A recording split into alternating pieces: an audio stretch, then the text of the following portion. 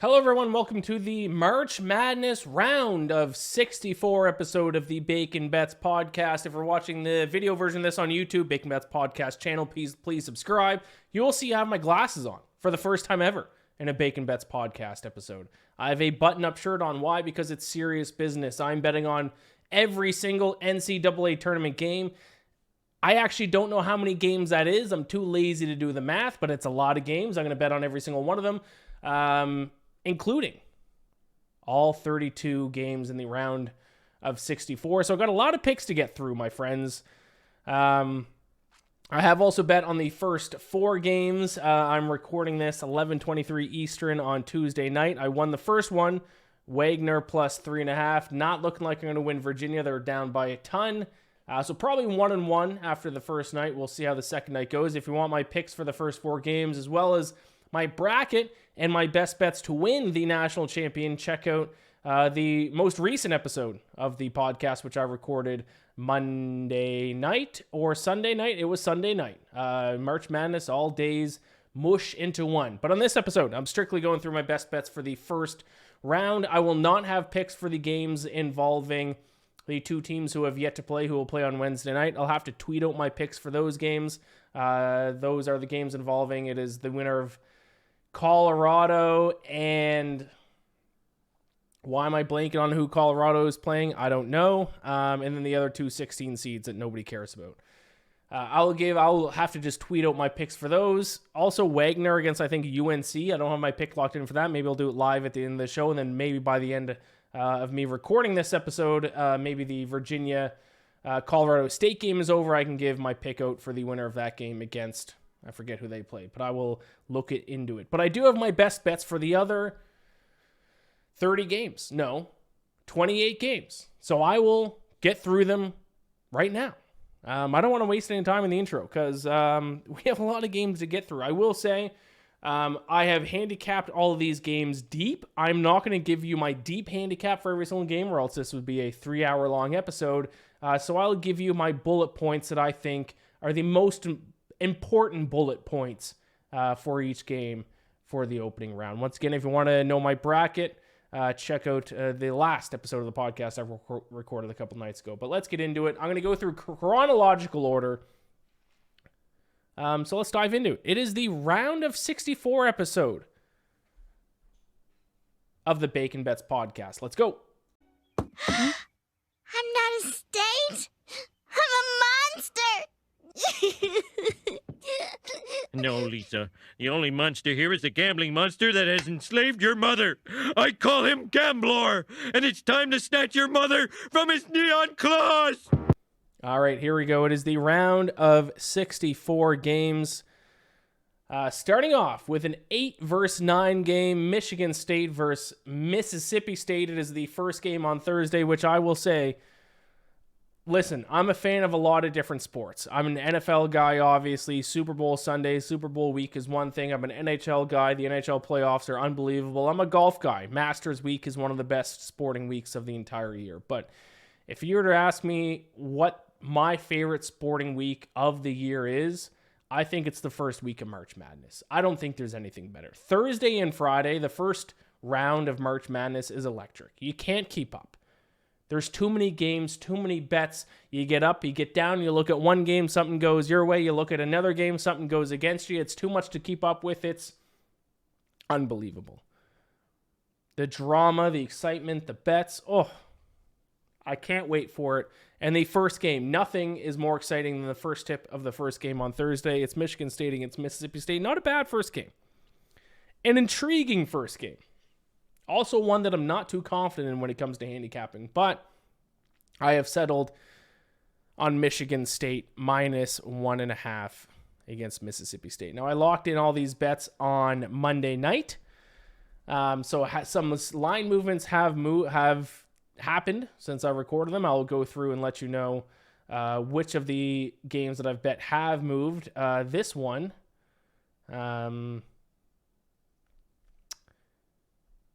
has not. It is still minus 1.5 for Michigan State. So I do like Michigan State even at the current line here. Once again, just going to go through the bullet points. Not going to do too deep of a dive in each game, or else this podcast would take 4 years. So I'll just give you my main bullet points. A couple quick things. Mississippi State is 293rd in the country in turnovers per possession, so they cough up the ball a ton. And one of the biggest strengths for Michigan State is that they force a ton of turnovers, 73rd in opponent turnovers per possession.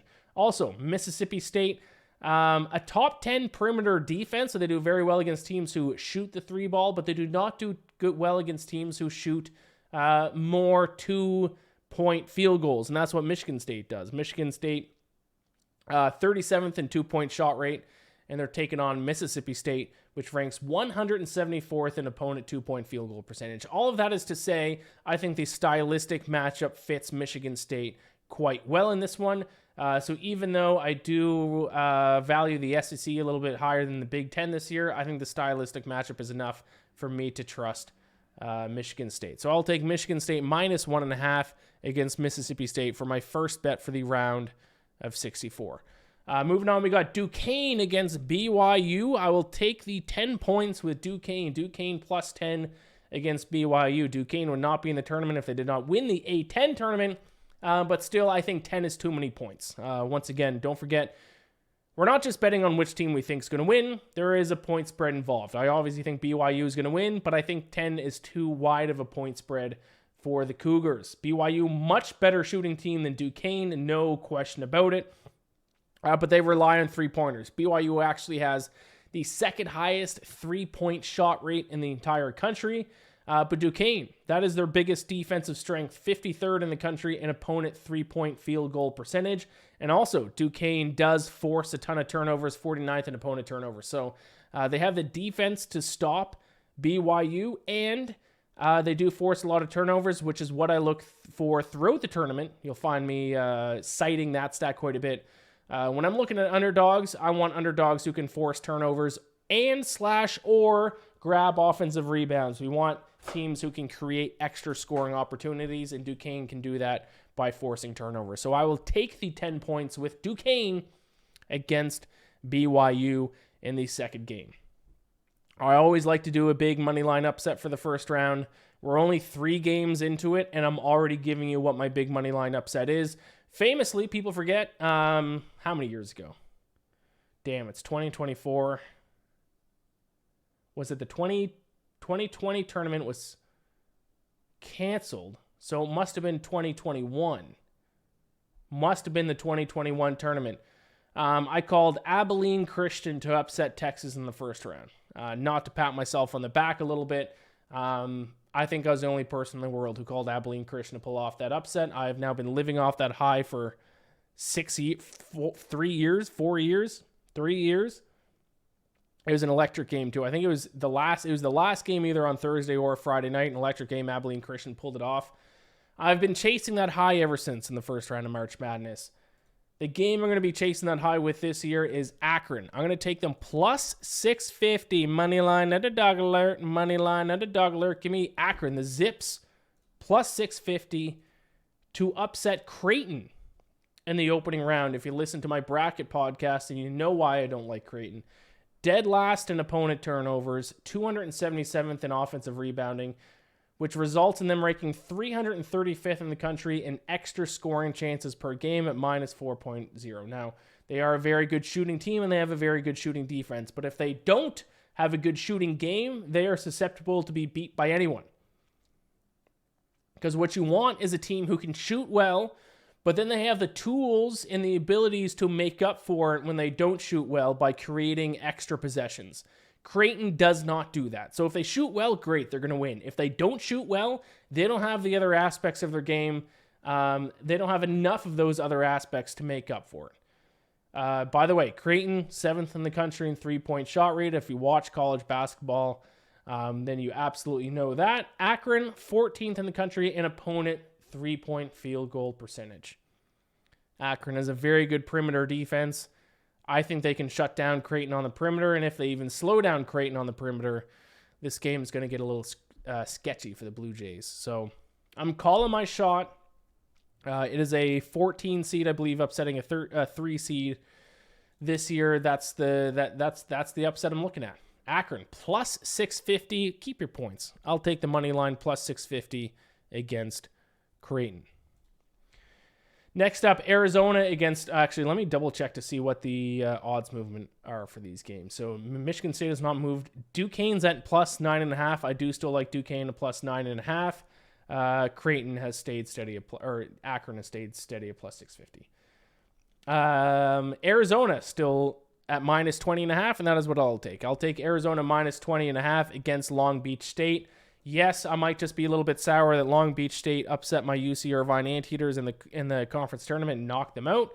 But I know nobody knows the Big West better than I know the Big West. I'll tell you that right now, my friends. And Long Beach State stinks.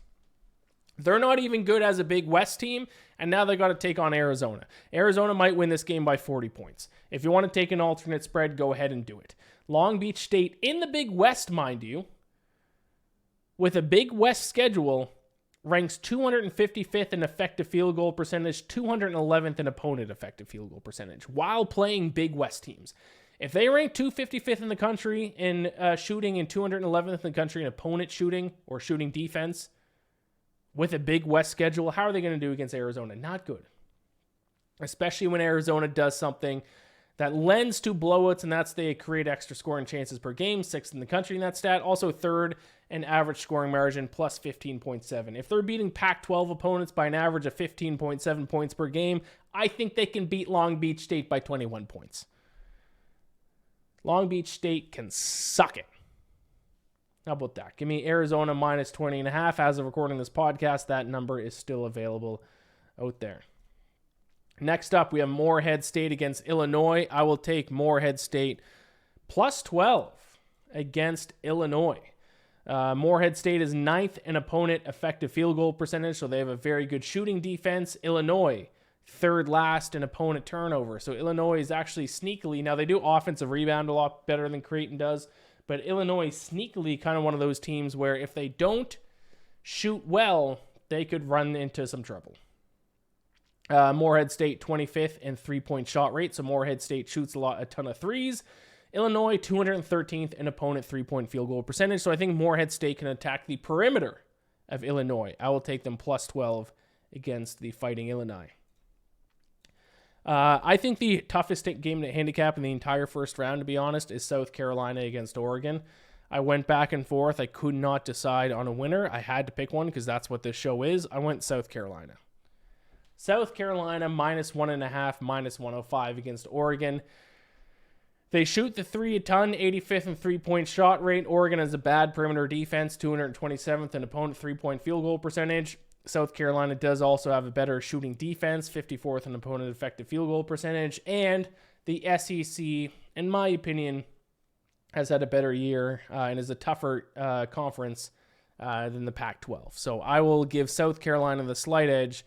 Minus 1.5 might be my least confident play of the round of 64, to be honest. But I'll take South Carolina minus 1.5.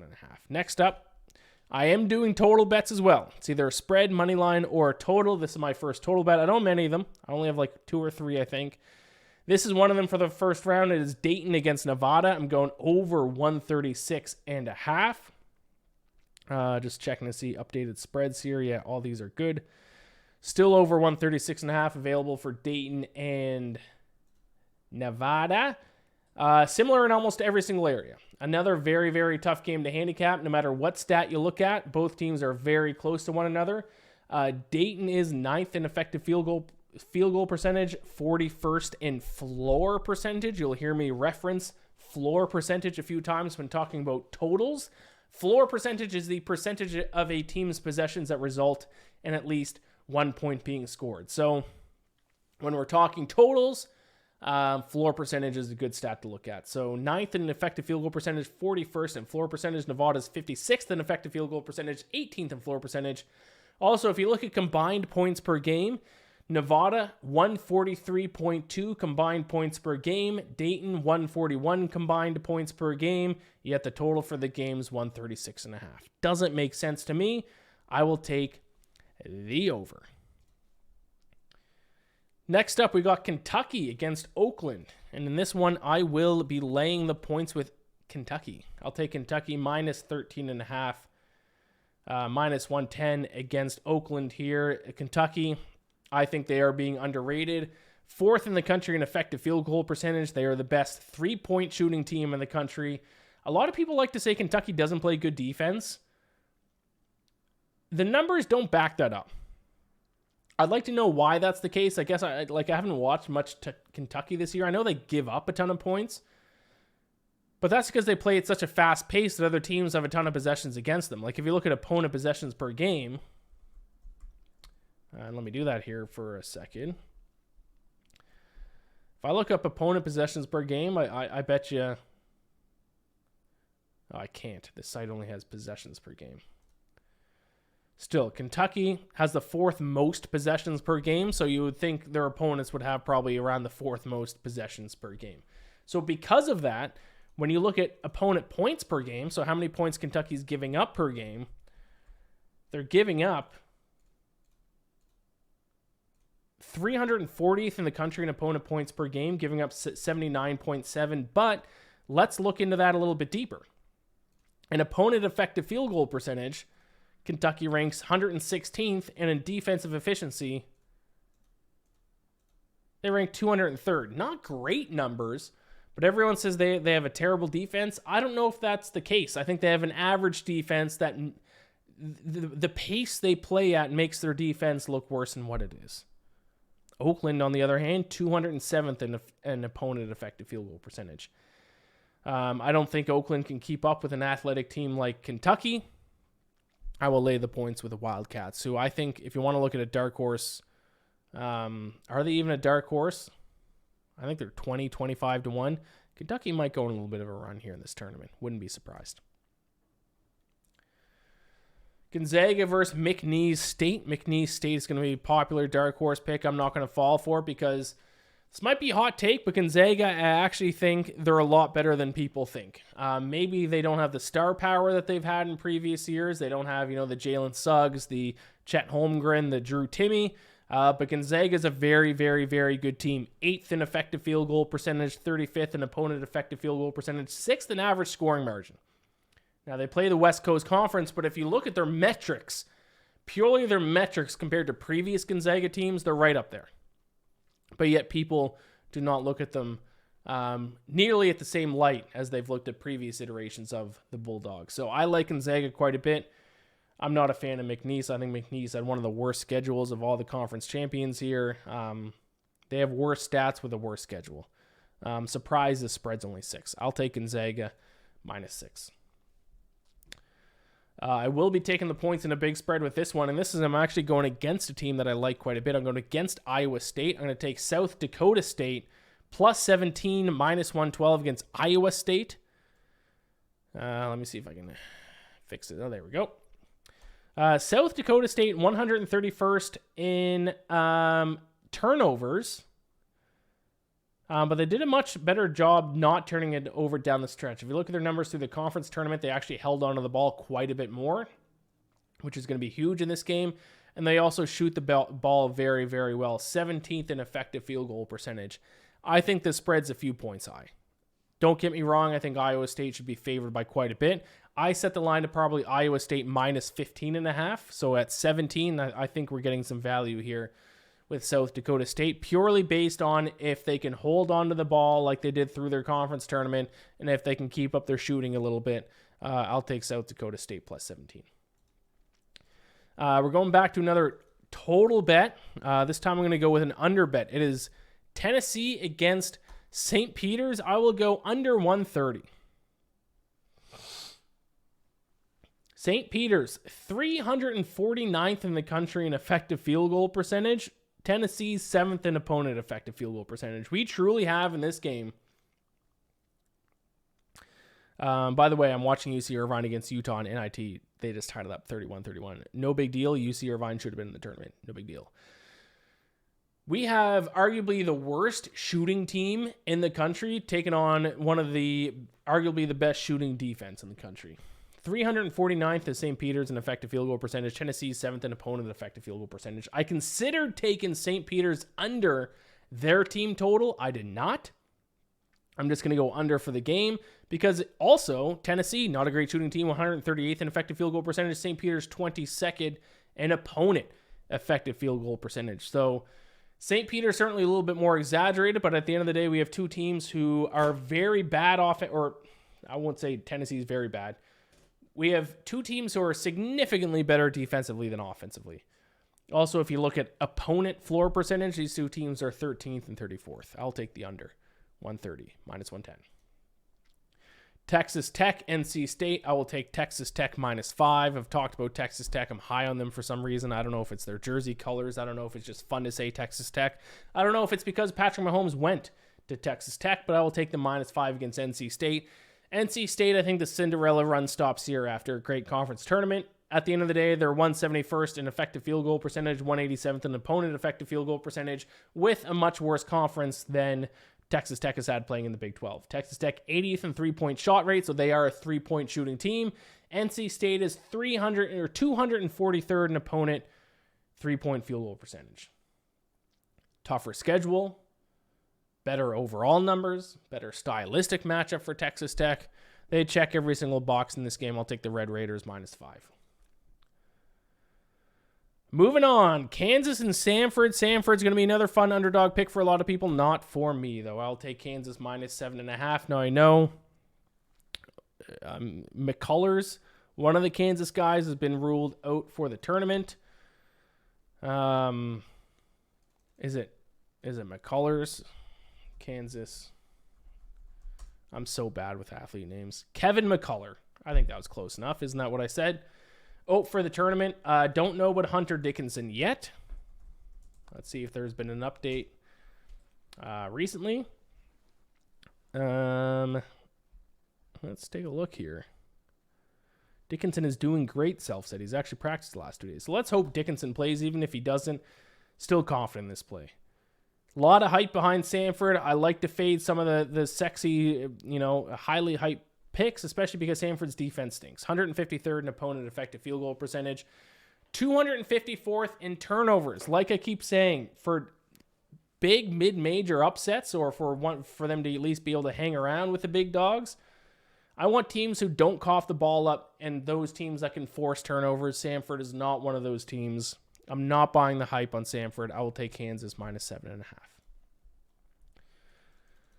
The final game on Thursday, actually, I'll go and do my Wagner pick here. But Washington State, I'll take them on the money line +110 against Drake.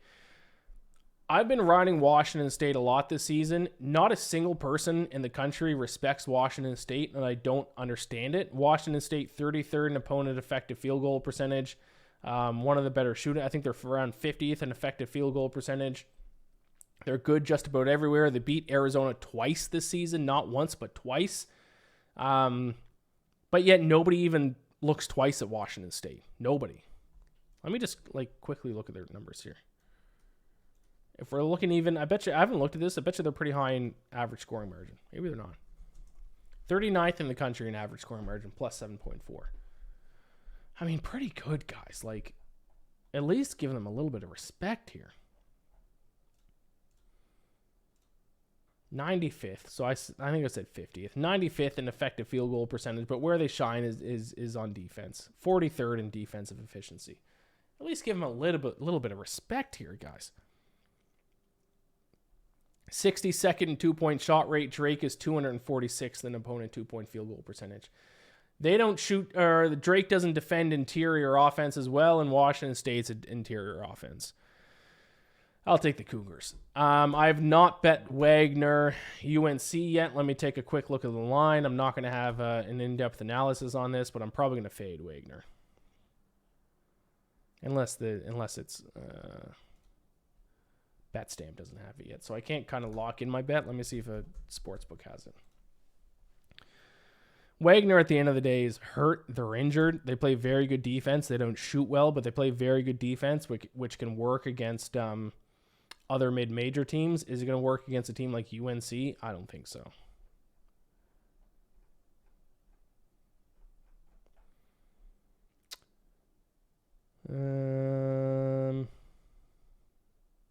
When is that game? UNC. Wagner, Staten Island, aren't they? I don't think we have odds out for it yet. No, FanDuel doesn't. I'll check DraftKings, and if DraftKings doesn't have it, then I'll move on. I'll just have to tweet my picks for those games.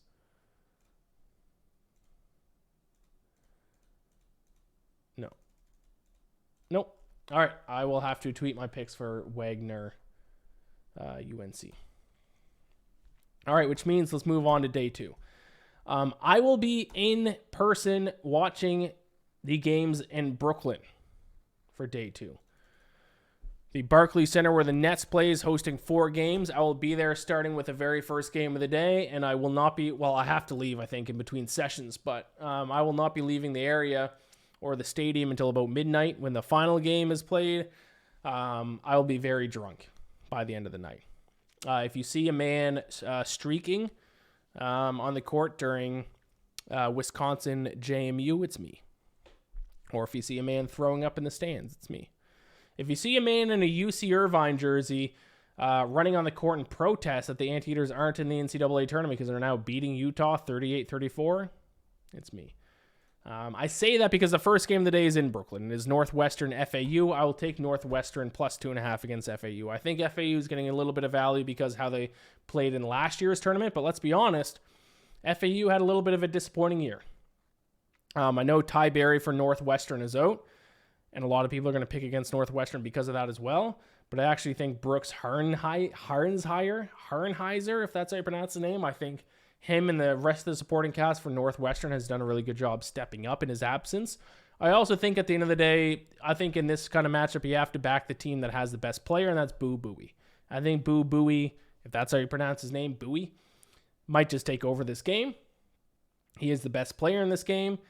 And Northwestern is 46th in extra scoring chances per game, which is one of my favorite stats in the tournament, a plus 3.2. I will say, got to keep an eye on Vladislav Golden, because Northwestern is also missing Matthew Nicholson, their big man. If we lose, it's because of that Vladislav guy. But I'm not going to fall for it. I will take 2.5 points with Northwestern and root for at least a close game. I will be in the stands for that game and for Yukon Stetson. I'm on the visitors' end, right behind the hoop, in like row 3. So I don't know if the camera's going to show me, but I'll fucking be there. I might fucking crack a beer at 12:15 when Northwestern and FAU tips off. How about that? Huh? You want to get crazy? Let's get fucking crazy. Colgate against Baylor. I'm going to take Colgate. My plus 13.5, minus 105. Baylor's got some issues, specifically defensively. 227th in opponent effective field goal percentage, 157th in defensive efficiency, and they turn the ball over a lot, 218th in turnovers per possession. Not a team that I want to lay a ton of points with. Now, they are a team that, in a close game, I might want to back them. But I don't want to lay 13.5 points on a team that doesn't play great defense and a team that turns the ball over, because those extra scoring chances could be enough for Colgate to keep this one close. I will take Colgate, the Raiders, plus 13.5. I will also take UAB plus 7.5 against San Diego State. I think both these teams stink, so I will just take the side that's getting 7.5 points. I think the AAC, is actually an underrated conference. It used to be the A10 was the hipster conference. Then it was the Mountain West, which is currently now the hipster conference. I'm going to start the movement. I actually think the hipster conference is the AAC. Now that Houston has left the AAC, everyone has forgotten about it. Sneaky, great basketball. North Texas, UAB. Some solid schools in the AAC. USF. FAU, obviously. So I like the points. I would rather take 7.5 points rather than laying 7.5 points on a Mountain West team. Now I'll say, Utah 10-0 run to finish the half. Yikes. Mountain West looked good tonight with Colorado State stomping Virginia, unless Virginia made a comeback, which I expect they didn't. They did not. Oof. 67-42. Oof. All right, I'm going to fade the Mountain State anyways because I've already placed a bet. Both teams stink. They're outside the top 200 in effective field goal percentage. I don't know. I don't like either team, to be honest, even though I do kind of like the AAC. I'll take the team getting 7.5 points. UAB plus 7.5. We got another total bet. It's going to be Western Kentucky, Marquette over 158.5. Western Kentucky plays at one of the fastest paces in the entire country. They are third in possessions per game. And then Marquette's a great shooting team, 22nd effective field goal percentage. Also, Western Kentucky shoots a ton of twos, 44th in two-point shot rate. Marquette 123rd in opponent, 2-point field goal percentage. So I think both offenses can cook, and I think Western Kentucky plays at such a fast pace, I think you'd be stupid not to take the over. I'll take over 158.5 between Western Kentucky and Marquette. Yukon. This is the second game I'll be at. I think they're going to fucking crush Stetson. I think it's going to be ugly. I'll take Yukon minus 26.5 against Stetson. Oh, if you want to look for a recipe for disaster at Stetson, 264th in effective field goal percentage. They can't shoot the basketball. 344th in opponent turnovers. They can't turn the ball over. And most importantly, Yukon is 14th in offensive rebounding. Stetson is 308th in defensive rebounding. Every time that Yukon misses a shot, they're just going to grab the offensive rebound and put it in. My only concern is they get up by 30, put their backups in, Stetson hits a couple late threes, and they lose by 26 instead of 30.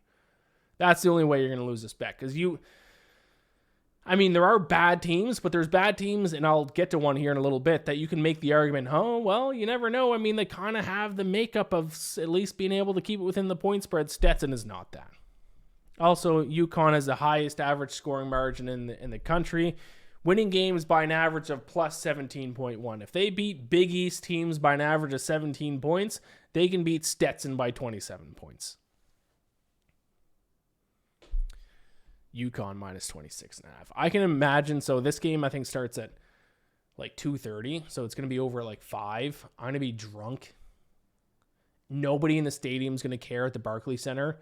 By the end of the game, Yukon's going to be up 28. And some bum from Stetson who stepped on the floor for the first time this season, some senior, is going to take a hero shot with 1 second left to lose by 26 instead of 28 to cover the spread. And you will hear a blood-curdling scream on the broadcast. I guarantee it, and that scream is going to be me. So keep an eye out for that if you're watching this game. Clemson against New Mexico. I will take Clemson on the money line, actually. Plus 115 against New Mexico. Once again, we are fading the Mountain West. I'm sorry, Mountain West. We're going to fade you again. New Mexico. Popular pick here. Popular pick, and I have backed New Mexico at times this season, but who do you back them against? You back New Mexico against weak interior defenses. That's why I backed them against Utah State that beat them. There's other teams that they played against, especially in the Mountain West, with weak interior defenses. You do not back New Mexico against good interior defenses. What does Clemson have? A good interior defense. New Mexico's 30th in two-point shot rate. Clemson's 49th in opponent two-point field goal percentage. Also, Clemson a much, much, much better shooting team. As much as I don't love the ACC, they're certainly better than the Mountain West. 44th in effective field goal percentage in the ACC compared to 156th by New Mexico. I'll take Clemson on the money line as an underdog. I'll take Yale plus 13 against Auburn. I've gone against Ivy League teams in the first round for a number of years. I feel like Ivy League teams always fucking cover in the first round. I'm not going to do it again. Is that anecdotal? Yes. Does that mean nothing? Yes. I'm going to do it anyways. I am afraid. Earlier this evening, I got the tickle in the back of my throat and the back of my nose. And you've heard me sniffle a couple times. I think I'm fucking getting sick. And if I wake up tomorrow and I'm sick, and then I'm sick the next day, and then I'm sick the next day, and I can't go to March Madness games at Barclays Center because I'm sick, I'm going to be fucking pissed. I'll take Yale plus 13 against Auburn. They don't turn the ball over. They're a great defensive rebounding team. They play a very slow pace, 293rd in possessions. I think that's enough to keep it within 13 points of an Auburn team who I really like, who I, if you listen last week, picked to win the national championship. Yale plus 13. Texas A&M, I will take them plus 2 against Nebraska. Texas A&M, I'll tell you, they can't hit the ocean from a boat. But what Texas A&M can do is they can create extra scoring chances, and I'm a sucker for it. They are also the number one offensive rebounding team in the country. Nebraska is 244th in defensive rebounding. Extra scoring chances per game, Nebraska 273rd, Texas A&M second behind only Houston in creating extra scoring chances at plus 8.6 per game. That's enough, I think, to cover this 2-point spread against Nebraska. Next up, we have the third game taking place at the Barclays Center that I'll be there for. Duke against Vermont. I'll lay the points at the Duke. I'm not falling for the Vermont trap. I've fallen for the Vermont trap a number of years. It's a trap where you're like, oh, this Vermont team might be kind of frisky. They had a great regular season in the America East, and they get to the tournament and they suck. Not falling for that trap again. And actually, I think this version of Vermont is actually the worst version we've seen over the past few years when Vermont has made the tournament. I think this version is a much worse team, to be honest. 116th in effective field goal percentage, and they don't force turnovers, which is what I look for when betting underdogs for mid-majors. I'll take Duke minus 11.5. It means I have to cheer for Duke in person. I'm not super excited about it. I kind of don't like Duke because they're Duke, but I'm going to have to do it. Alabama against Charleston. An interesting matchup because it's Alabama against Alabama of the mid-majors because both teams shoot the three ball a ton, 16th and 19th in the country in three-point shot rate. But Alabama shoots the three ball better and they defend the three ball better, and they've done it against much stiffer competition. The Alabama 34th in three-point field goal percentage, Charleston 133rd. Alabama 62nd in opponent three-point field goal percentage, Charleston 170th. So much, much better numbers for Alabama on the perimeter, and they've done it against much stiffer competition.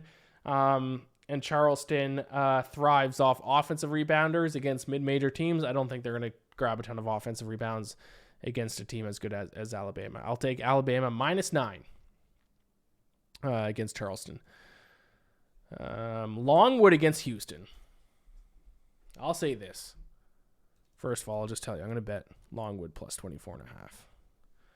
I'll say this. I'm not saying it's going to happen. But if there is a 16 seed that beats a 1 seed this season, it's going to be Longwood against Houston. Now, hear me out. That sounds crazy because Houston has beat almost everyone they've played this season by 1 million points. They have the highest or second highest average scoring margin in the entire country.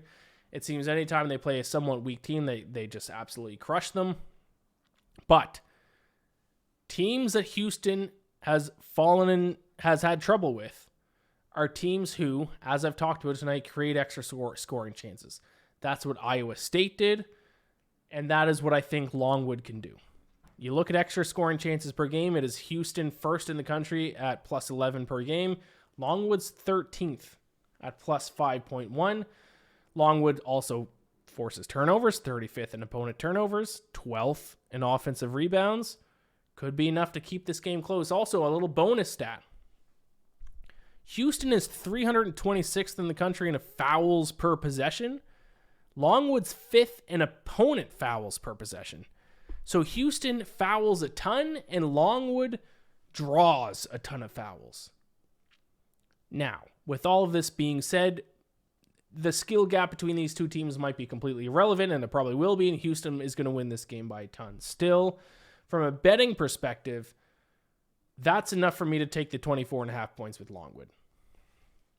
I might be stupid. Houston might win this game by 40, and I'm not saying Longwood's going to win this game. I am going to bet them plus 24.5, but mark my words, if there is a 16 seed that upsets a 1 seed this year, it's going to be Longwood against Houston. I'm not betting it. I don't recommend you bet it. I'm just saying. If you have to pick a 16 seed, I'd pick Longwood. They have the stats where if Houston doesn't have a good shooting game and they bring like a D-rated game, Longwood creates extra scoring chances. They grab offensive rebounds. They force turnovers. I'm just saying. I'll take the 24.5 points with Longwood. I say this and now Houston will win by 38, but 24.5 is a little too rich for my blood. I will take Longwood. The Lancers, I believe they are. Also, I did see a funny stat that said the past 3 years the lowest seed team to win in the first round had some kind of phallic name. Phallic. Is Fairleigh Dickinson, St. Peter's. What was the other one? It was 3 schools who were like, you can kind of relate this name of their school to a penis. And if there's a school this year that you can kind of relate to a penis, it's Longwood, right? 4 years in a row. The deepest seed. Who was it? St. Peter's, Fairleigh Dickinson.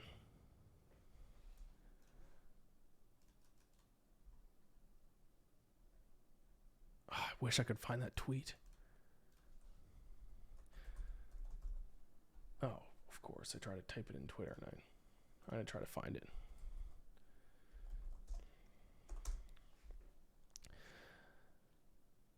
I'm going to keep giving out picks while I also try to find this tweet.